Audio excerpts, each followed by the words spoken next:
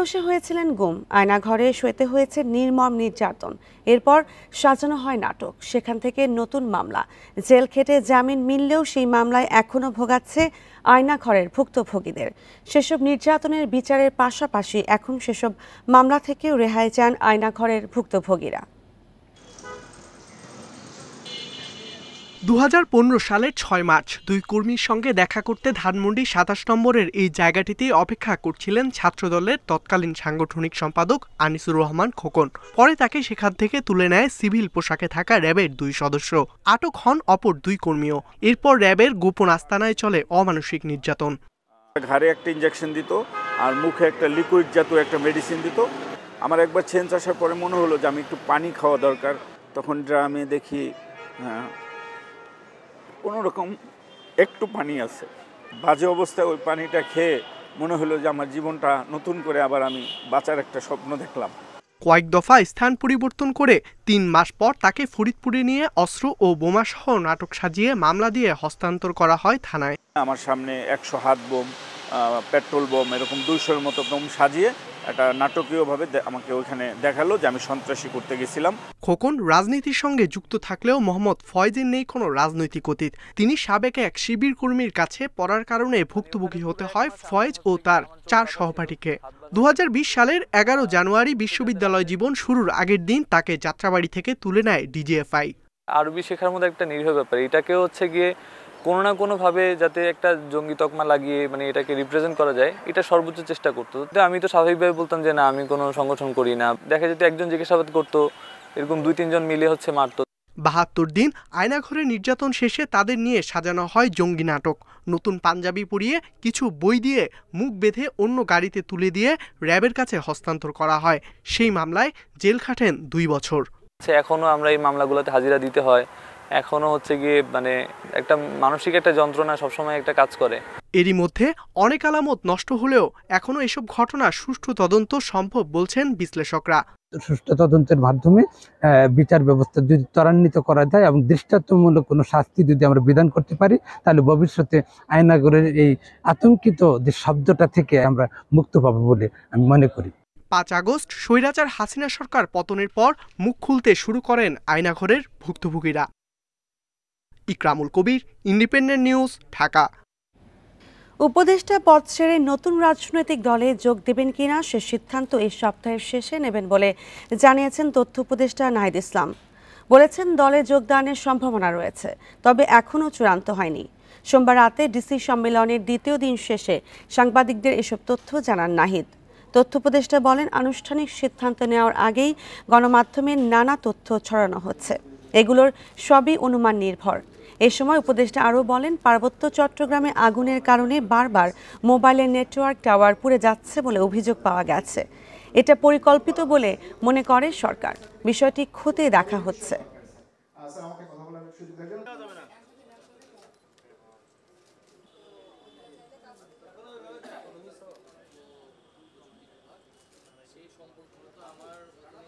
একটা রাজনৈতিক দলের উদ্যোগের কথা বলেছে অনেক আগেই, ফেব্রুয়ারির মধ্যে এবং আমি আমার জায়গাতে বলেছি যে সেই দলে হয়তো যুক্ত হওয়ার সম্ভাবনা আমার থাকতে পারে, কিন্তু সেটা হলে আমি সরকার থেকে এটা আনুষ্ঠানিকভাবে পদত্যাগ করেই সেটি করব। সে বিষয়ে আমি এখনও চূড়ান্ত সিদ্ধান্ত নেইনি, কিন্তু সেটা সম্ভাবনা আছে। হয়তো এই সপ্তাহের শেষে আমি এই বিষয়ে একটা চূড়ান্ত সিদ্ধান্ত আপনাদের সবাইকে জানাতে পারব।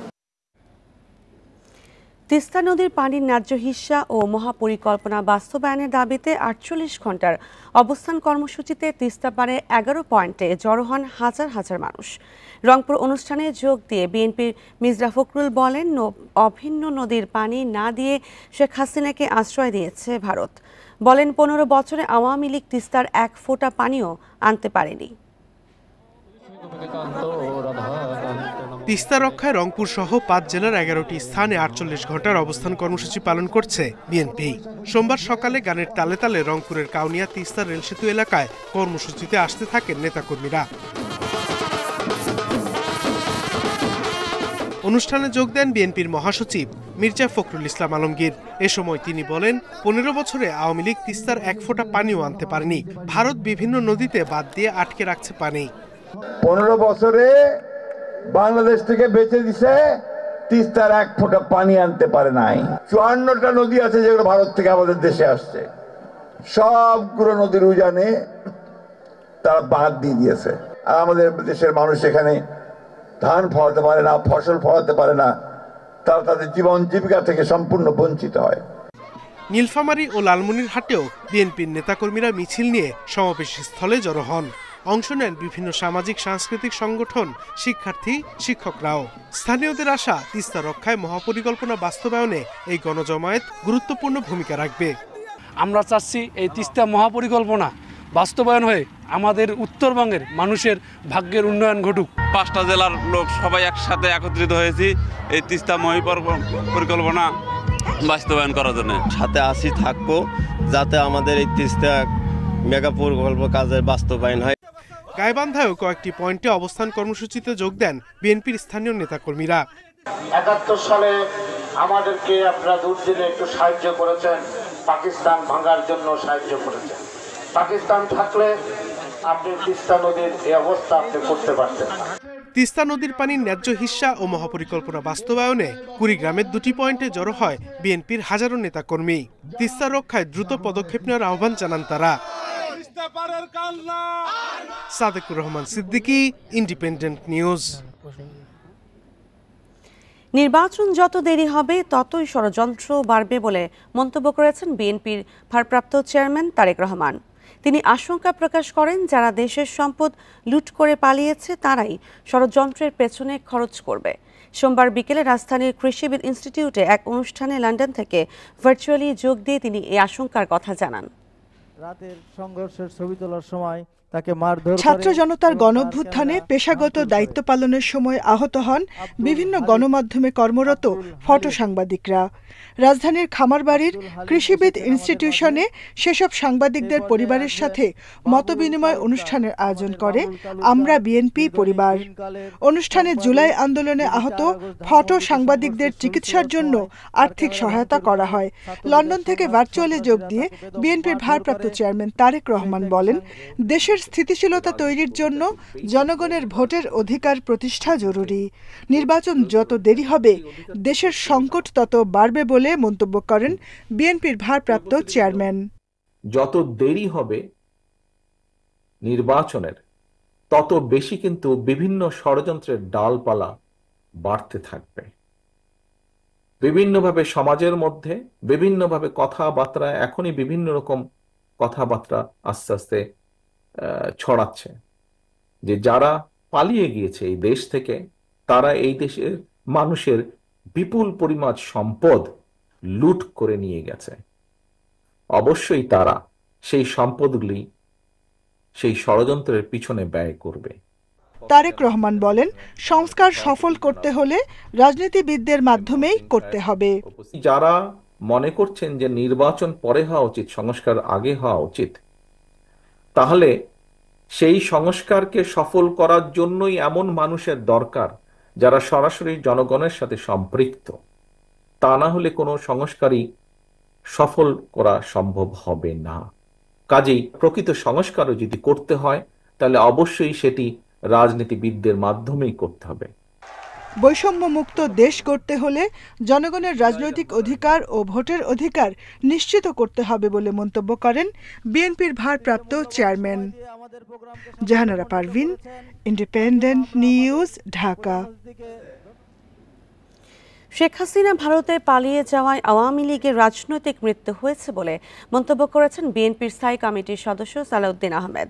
সোমবার বিকেলে কক্সবাজারে জেলা বিএনপি আয়োজিত সমাবেশে তিনি এ কথা বলেন। সালাউদ্দিন আহমেদ বলেন, শেখ হাসিনা মাঝে মধ্যে বক্তব্য দিয়ে দেশকে অস্থির করতে চান।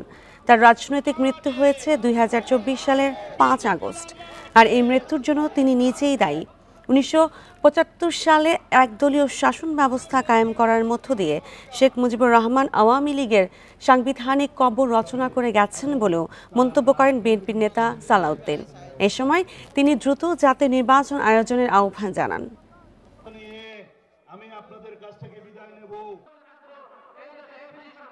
হাসিনার রাজনৈতিক মৃত্যু হয়েছে, নিজেই দায়ী।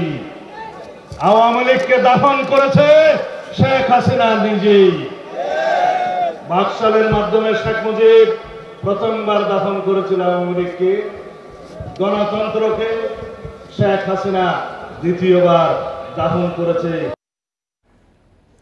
বাংলাদেশের মানুষের রক্তে গণতন্ত্র রয়েছে, সেই গণতান্ত্রিক অধিকার রক্ষার জন্যই মুক্তিযুদ্ধ হয়েছিল। তাই জনগণের ভোট নিয়ে ছিনিমিনি খেলা যাবে না বলে মন্তব্য করেছেন বিএনপির স্থায়ী কমিটির সদস্য ডক্টর আব্দুল মঈন খান। সোমবার সন্ধ্যায় টাঙ্গাইল পৌর উদ্যানে সভায় তিনি এসব কথা বলেন। নিত্যপণ্যের বাজার এখনও সাধারণ মানুষের নাগালে আসেনি জানিয়ে রমজানে দাম নিয়ে সিন্ডিকেট বন্ধে অন্তর্বর্তী সরকারকে নজরদারি বাড়ানোর আহ্বান জানান মঈন খান। এছাড়া সুষ্ঠু নির্বাচন আয়োজনের মধ্য দিয়ে অন্তর্বর্তী সরকারকে সাধারণ মানুষের প্রত্যাশা পূরণ করতে হবে বলেও মন্তব্য করেন এই বিএনপি নেতা। আমাদের কাজ করতে হবে, সারা দেশব্যাপী মানুষের গণতান্ত্রিক ভোটাধিকারকে আমাদের প্রতিষ্ঠা করতে হবে অবিলম্বে। এটা নিয়ে কোনো ছিনিমিনি খেলা চলবে না। আন্দোলনে নিহতরা জুলাই শহীদ, আহতরা জুলাই যোদ্ধা হিসেবে পরিচিত পাবেন বলে জানিয়েছেন মুক্তিযুদ্ধ বিষয়ক উপদেষ্টা ফারুক আজম। এদিকে মসজিদ অফিসে এসি 25 ডিগ্রি নিচে না রাখার নির্দেশনা দিয়েছেন বিদ্যুৎ উপদেষ্টা মোহাম্মদ ফাউজুল কবির খান। না মানলে বিদ্যুৎ সংযোগ বিচ্ছিন্ন করার হুঁশিয়ারি তার। সোমবার ডিসি সম্মেলনের দ্বিতীয় দিনে এসব কথা বলেন উপদেষ্টারা। রাজধানীর ওসমানী স্মৃতি মিলনায়তনে ডিসি সম্মেলনের দ্বিতীয় দিনের অধিবেশনে বিভিন্ন সেশন শেষে সাংবাদিকদের সাথে কথা বলেন উপদেষ্টারা। মুক্তিযুদ্ধ বিষয়ক উপদেষ্টা জানান, আন্দোলনে নিহতরা জুলাই শহীদ, আহতরা জুলাই যোদ্ধা হিসেবে পরিচিতি পাবেন। এছাড়া তিনি জানান, জুলাই অধিদপ্তর গঠনের প্রক্রিয়া শেষ পর্যায়ে, এ সপ্তাহে অধিদপ্তর গঠন হবে। প্রত্যেকটা জেলায় জেলায় এই স্কুটনির মাধ্যমে আমরা ভুয়া মুক্তিযোদ্ধাদেরকে শনাক্ত করার চেষ্টা করব এবং সেই নিরিখে যাদেরকে আমরা শনাক্ত করতে পারবো তাদেরকে আইনের আওতায় নিয়ে আসবো। বাসাবাড়ি, মার্কেট, মসজিদ সহ সরকারি বেসরকারি কোনো প্রতিষ্ঠানে 25 ডিগ্রি সেলসিয়াসের নিচে এসি চালানো যাবে না বলে জানিয়েছেন বিদ্যুৎ ও জ্বালানি উপদেষ্টা। এছাড়া গরমে কেপিএ স্থাপনা বাদে শহরে ও গ্রামে সমান হারে লোডশেডিং হবে বলে জানান তিনি। যদি দেখা যায় যে না, এটা আমাদের যে অনুরোধ, এই অনুরোধ উপেক্ষিত হয়েছে, এই অনুরোধ যা কেউ রাখছেন না, তাহলে কিন্তু আমরা আইনানুগ ব্যবস্থা গ্রহণ করব। বিদ্যুৎ সংযোগ বিচ্ছিন্ন হতে পারে। রমজান উপলক্ষে খাদ্যবান্ধব কর্মসূচির আওতায় 30 টাকা কেজিতে 50 লাখ পরিবার চাল পাবে বলে জানিয়েছেন খাদ্য উপদেষ্টা। আসন্ন রমজান সামনে রেখে মার্চ এবং এপ্রিল এই 2 মাসে 1.5 লাখ টন করে মোট 3 লাখ টন চাল দেওয়া হবে খাদ্যবান্ধব কর্মসূচির আওতায়। আবার ফুড ফরওয়ার্ড সব বিভিন্ন করবে, সবই তো মার্কেটে ফুডকে ইনজেক্ট করবে। এতে প্রায় 7 লাখ টনের মতো চাল এই সময়টাতে যাবে, মার্চ এবং এপ্রিলের মধ্যে যাবে, রোজা, ঈদ ইত্যাদিকে কেন্দ্র করে। ঈদে বিনামূল্যে কোটি পরিবার 10 কেজি করে চাল পাবে, এমন আরও কিছু কার্যক্রম রয়েছে বলেও জানান খাদ্য উপদেষ্টা। এই কার্যক্রমটা তদারকির দায়িত্বটা ডিসিদের। Hasib Mahmud Shah, independent news, Dhaka. মবের নামে বিশৃঙ্খলা সৃষ্টি করলে কঠোর অবস্থানের ঘোষণা সেনাবাহিনীর। দুপুরে ঢাকা সেনানিবাসে সংবাদ সম্মেলনে এই কথা জানানো হয়। বাহিনীর যে সদস্যরা সম্প্রতি অপরাধে জড়িয়ে পড়েছেন তাদের বিরুদ্ধেও সেনা আইনে বিচার শুরু হয়েছে। বাহিনীর তৎপরতায় চাঁদাবাজি, হত্যাকাণ্ড কমেছে বলেও জানানো হয়। এছাড়া বান্দরবানে শ্রমিক অপহরণের ঘটনায় চলছে অভিযান। আসার জন্য আপনাদের সকলকে ধন্যবাদ জানাচ্ছি। ডিসেম্বরে সর্বশেষ ব্রিফিংয়ের 50 দিন পর আনুষ্ঠানিক সংবাদ সম্মেলন সেনা সদরের। জানানো হয়, এই সময়ের মধ্যে উদ্ধার করা হয়েছে 172টি অবৈধ অস্ত্র। 28 ডিসেম্বর 2024 গেল 1.5 মাসের বেশি সময়ে আশুলিয়া ও সাভারের শিল্পাঞ্চলে 88টি অস্থিরতার ঘটনা ঘটে। সড়ক অবরোধ করা হয় 30 বার। সেনা সদর জানায়, এসব ঘটনা সফলভাবে মোকাবেলা করেছে সেনাবাহিনী। অল্প কয়েকটি গার্মেন্টস কারখানা বাদ দিলে শিল্পাঞ্চলের 2097টি পোশাক কারখানায় কাজ চলছে। সেনা সদর জানায়, বিভিন্ন অভিযানে কিছু সেনা সদস্য বিপদগামী হয়ে অপরাধ কর্মে জড়িয়ে পড়ে। তবে অভিযুক্তদের সামরিক আদালতে বিচার চলছে। আমাদের উচ্চ পর্যায়ে তদন্ত আদালত গঠন করা হয়েছে এবং সেনা আইনের আওতায় তাদের বিচার করা হবে। এক্স অফিসার আসলে যারা এটার সাথে জড়িত, এই ধরনের ঘটনা যে এক্সটর্শন বা চুরি বা হত্যার সাথে যারা জড়িত তারা তাদের দেশের প্রচলিত আইনের আওতায় তাদেরকে বিচার করা হবে। গত এক মাসে প্রায় 350 মাদক ব্যবসায়ী সহ সারা দেশে 2142 জনকে বিভিন্ন অপরাধে গ্রেফতার করে সেনাবাহিনী। এছাড়া বান্দরবনের অপহরণের ঘটনায় অভিযান চলমান। যারা এই অপহরণ করেছে তারা একটি নাম্বার দিয়ে তাদেরকে যে কিছু র্যানসাম বা টাকা চেয়েছে, বাট আমাদের পেট্রোল চলমান আছে। গতকালকেও 2টি ক্যাম্প, কুকিচিনের 2টি ক্যাম্প আমরা ধ্বংস করেছি। তাদের যে আস্তানা বা তাদের যে ওয়াটার পয়েন্ট এগুলো ধ্বংস করেছি। বিভিন্ন স্থানে সাম্প্রতিক মব জাস্টিস নিয়ে সাংবাদিকদের প্রশ্নে সেনা সদর জানায়, এর মাধ্যমে দেশে আতঙ্ক তৈরির চেষ্টা করলে কঠোর অবস্থান নেবে সেনাবাহিনী। শিল্পাঞ্চল police, BGMEA. Arafatur Rahman, independent news, Dhaka. মবের নামে বিশৃঙ্খলা সৃষ্টিকারী সবার বিরুদ্ধেই ব্যবস্থা নেওয়া হচ্ছে বলে জানিয়েছেন স্বরাষ্ট্র উপদেষ্টা জাহাঙ্গীর আলম চৌধুরী। দেশে গত 6 মাসে দুর্নীতি অনেকটা কমলেও তা সহনীয় পর্যায়ে আসেনি বলেও মন্তব্য করেন তিনি। সোমবার সকালে রাজধানীর আগারগাঁওয়ে বাংলাদেশ কোস্ট গার্ডের 30তম প্রতিষ্ঠা বার্ষিকীতে এসব কথা বলেন স্বরাষ্ট্র উপদেষ্টা। কোস্ট গার্ডের 30তম প্রতিষ্ঠা বার্ষিকীতে রাজধানীর আগারগাঁওয়ে প্যারেডে প্রধান অতিথি হিসেবে যোগ দেন স্বরাষ্ট্র উপদেষ্টা। বীরত্বপূর্ণ ও সেবামূলক কাজের স্বীকৃতি হিসেবে 4 শ্রেণীতে কোস্ট গার্ডের 40 সদস্যকে দেয়া হয় পদক। মব জাস্টিসের বিষয়ে সাংবাদিকদের প্রশ্নের জবাবে স্বরাষ্ট্র উপদেষ্টা বলেন, মবের নামে বিশৃঙ্খলায় জড়িত সব গোষ্ঠীর বিরুদ্ধে কঠোর হচ্ছে আইন শৃঙ্খলা বাহিনী।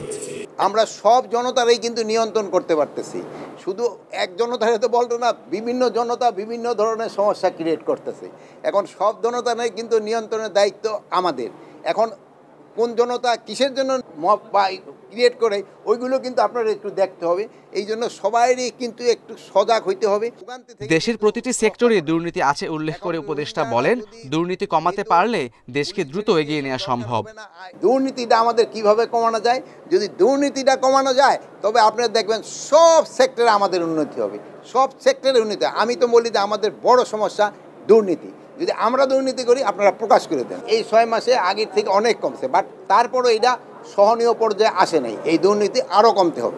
পুলিশের কোনো সদস্য অন্যায় করলে তার বিরুদ্ধে ব্যবস্থা নেওয়ার আশ্বাস দেন স্বরাষ্ট্র উপদেষ্টা। বলেন, অনিয়মের কারণে সম্প্রতি পুলিশের অনেক সদস্যের বিরুদ্ধে ব্যবস্থা নেওয়া হয়েছে, যা গত 53 বছরে হয়নি। আমাদের দেশকে ভালোবাসতে হবে। Khaled Raihan, independent news, Dhaka. সমুদ্রে তেল গ্যাস অনুসন্ধানে বিদেশি প্রতিষ্ঠানগুলোর দরপত্র জমা না পড়ার কারণ পর্যালোচনা করেছে পেট্রোবাংলা। প্রতিষ্ঠানটি উৎপাদন অংশীদারি চুক্তি পিএসসির ধারায় কিছুটা সংশোধন করে আবারও দরপত্র আহ্বান করতে চায়, যদিও চুক্তিতে আর কোনো আর্থিক সুবিধা দেওয়ার বিপক্ষে বিশেষজ্ঞরা। তাদের মতে রাজনৈতিক অনিশ্চয়তাই বিনিয়োগকারীদের অনীহার মূল কারণ। জ্বালানি খাতের মহাপরিকল্পনা বলছে 2030 সাল নাগাদ স্থলভাগে গ্যাস উত্তোলন নামতে পারে 180 কোটি ঘনফুটের নিচে। সে সময় চাহিদা দাঁড়াবে 500 কোটি ঘনফুটে। এ ঘাটতি মেটাতে এলএনজির পাশাপাশি সমুদ্রে অনুসন্ধান জরুরি। 2023 সালের জুলাই মাসে সমুদ্রে তেল গ্যাস অনুসন্ধানে উৎপাদন অংশীদারি চুক্তি চূড়ান্ত হয়। আগের চেয়ে বিদেশি বিনিয়োগকারীদের গ্যাসের হিস্সা বাড়ে দামও দেয়া হয় নানা রকম কর সুবিধা। গত বছর 57 বিদেশি প্রতিষ্ঠানকে আহ্বান করা হয়। সে সময় 7 কোম্পানি জরিপের তথ্য উপাত্ত দরপত্রের নথি কিনলেও জমা দেয়নি কেউ।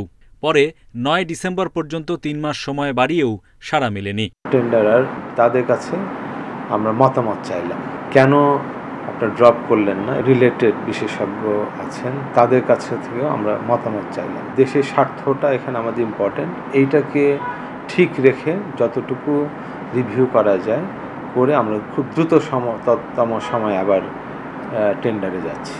পেট্রোবাংলা সূত্রে জানা গেছে, ব্লকের তথ্য উপাত্তের দাম বেশি রাখা, ব্লক থেকে স্টেশন পর্যন্ত পাইপলাইন নির্মাণের খরচ অন্তর্ভুক্ত না রাখা, ওয়ার্কার্স পার্টিসিপেশন ফান্ড অন্তর্ভুক্ত রাখার বিষয়ে আপত্তি জানিয়েছে বহুজাতিক কোম্পানিগুলো। তবে বিদ্যমান পিএসসি যথেষ্ট আকর্ষণীয়, তাই আর্থিক কোনো সুবিধা বাড়ানোর বিপক্ষে বিশেষজ্ঞরা। অনেক রকম বিউরোক্রেটিক জিনিসপত্র আছে, তো সেগুলোকে তারা সুযোগ সুবিধা দিতে পারে। কিন্তু আমি মনে করি আর্থিক দিকটা একটু চিন্তা ভাবনা করে তাদের বিবেচনা করা উচিত যে আর্থিক সুবিধাটা বাড়ানোটা ঠিক হবে না। আমি যেটা বুঝতে পারছি তারা যদি এখন আবার রিটেন্ডার করে, আমার মনে হয় যে পলিটিক্যাল সিচুয়েশন ঠিক না হওয়া পর্যন্ত তারা হয়তো বিড করবে না। এর আগে 2016 সালে আন্তর্জাতিক দরপত্রের মাধ্যমে সমুদ্রের 12 নম্বর ব্লকে তেল গ্যাস অনুসন্ধানের কাজ পায় দক্ষিণ কোরিয়ার এক প্রতিষ্ঠান। যদিও পেট্রোবাংলার সাথে দামের মতবিরোধে দেশ ছাড়ে তারা। Hari Saha, independent news, Dhaka. চট্টগ্রাম, রাজশাহী, বরিশাল সহ বিভিন্ন সিটিতে মশার উপদ্রবে অতিষ্ঠ নগরবাসী। অসুস্থ, বয়স্ক এবং শিশুদের জন্য দিনের বেলায়ও টাঙাতে হচ্ছে মশারি। সিটি কর্পোরেশনের উদাসীনতা ও মশা নিধন কার্যক্রমে স্থবিরতাকে দুষছেন স্থানীয়রা। বর্ষা মৌসুমে ডেঙ্গুর প্রকোপ বেড়ে যাওয়ায় আশঙ্কা তাদের। মশা নিধনের দ্রুত ব্যবস্থা নেওয়ার দাবি এসব জেলার বাসিন্দাদের। চট্টগ্রাম নগরীর চায়ের দোকান, রাস্তাঘাট, আবাসিক এলাকায় সন্ধ্যার পর মশার উৎপাতে অতিষ্ঠ লোকজন। কয়েল জ্বালিয়েও মিলছে না নিস্তার। স্থানীয়দের অভিযোগ, সিটি কর্পোরেশনের পক্ষ থেকে পর্যাপ্ত ওষুধ ছিটানো হচ্ছে না। আর যতক্ষণ প্রতিদিন মশার কল জ্বালাইতে হয়, না জ্বালাইলে ওই দিন আর থাকা যাবে না করে। এদিকে মশা নিধনে আলাদা সেল গঠনের পাশাপাশি জনসচেতনতায় জোর দিচ্ছে নগর কর্তৃপক্ষ। শিগগিরই বড় পরিকল্পনার আশ্বাস মেয়রের। ওয়ার্ডে গিয়েও লিফলেট বিতরণ করছি গণসচেতনতা বৃদ্ধির জন্য, এবং আমরা অলরেডি একটা ডেঙ্গু ম্যানেজমেন্ট সেন্টার আমি করে দিয়েছি। আপনি জানেন যেখানে NS1 অ্যান্টিজেন বিনামূল্যে আমরা সেটা টেস্টটা করে দিচ্ছি, এবং 10টি বেড আমরা সেখানে রেখেছি। ক্লিন সিটি খ্যাত রাজশাহীতেও মশার উপদ্রব কমছে না। 30টি ওয়ার্ডের অধিকাংশ কাউন্সিলর আত্মগোপনে থাকায় মশা নিধন কার্যক্রম স্থবির। এছাড়া নগর কর্তৃপক্ষের উদাসীনতাকে দায় দিচ্ছেন স্থানীয়রা। তবে বরাদ্দের অভাবে ধীরগতি দাবি কর্মকর্তাদের। মশার উপদ্রব বেড়েছে এবং যে উপদ্রবের কারণে আমরা হয়তো ডেঙ্গু বা বিভিন্ন ধরনের রোগবালাইগুলি বাড়ছে। ছাত্রছাত্রীরা সন্ধ্যার পরে কোনো অবস্থায় পড়াশোনা করতে পারছে না। গতানুগতিক যে প্রাত্যহিক কাজ মশা লার্ভা নিধন, এটা কন্টিনিউ চলবে এবং আমরা আগামী 22-23 তারিখ থেকে এক সপ্তাহের জন্য, রোজার আগে এক সপ্তাহের জন্য আমরা একটা ফগার মেশিনের কার্যক্রম পরিচালনা করব। বরিশালে দিনের বেলায়ও মশারি ছাড়া ঘুমানোর উপায় নেই। আবর্জনা ও ময়লা নিষ্কাশন কার্যক্রমে স্থবিরতা আর পর্যাপ্ত ওষুধ না ছিটানোয় বাড়ছে মশা। মশার উপদ্রব তো চলতেছেই, এবং সেই রকমের কিন্তু সিটি কর্পোরেশন কোনো ব্যবস্থা নিচ্ছে না। যারা স্টাফ আছে, ঝাড়ুদার আছে, তাদেরকে আমি প্রতিনিয়ত লাগিয়ে রাখছি, এবং আমরা খোঁজ রাখছি কোথায় কোন সমস্যা হয়। যদি কোথাও কোনো সমস্যা, তখন আমাদের যে বর্জ্য ব্যবস্থাপনা কর্মকর্তা তাকে আমি ধরি, সাথে সাথে সে অ্যাকশন নিচ্ছে আর কি। গেল বছর বরিশালে ডেঙ্গুতে আক্রান্ত হন ২৫০০ মানুষ। এই বছর ১.৫ মাসেই আক্রান্ত ৪৪ জন। তাপস সরকার, ইন্ডিপেন্ডেন্ট নিউজ। আর এ নিয়ে আরও জানাতে বরিশাল থেকে যুক্ত হচ্ছেন সহকর্মী আলামিন। আলামিন, বরিশালে তো মশার উপদ্রব অনেক, এবং এই বিষয়ে কর্তৃপক্ষ কি ব্যবস্থা নিচ্ছে?